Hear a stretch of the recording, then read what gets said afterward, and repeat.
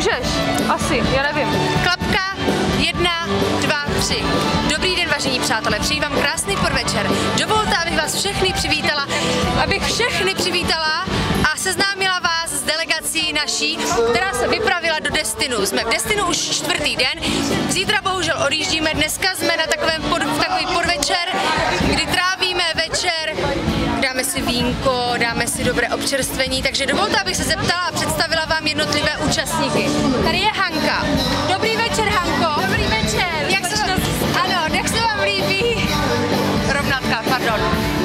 Jak se vám líbí naše výprava s dalšíma 4 účastnýma krásnýma děvama?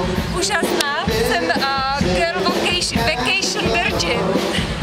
Takže další je tady Lucka, dobrý den, slečna paní Lucko. Paní, no, Jak se vám líbí v Destinu? super, jako to je bomba, jako všichni přijete.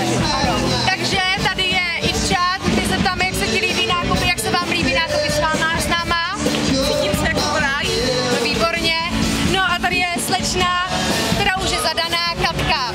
Milá Kačenko, můžu se tě zeptat, jak se ti líbí dovolená opět druhá se mnou? Úžasné, chtělo by to ale víc času. Ano, takže my si teď jdeme... vína? Ano, my teď jsem to právě chtěla dodat, my se jdeme neopít, ale jdeme si dát drinka. Nikdo se nezeptal mě, jak se mi tady líbí.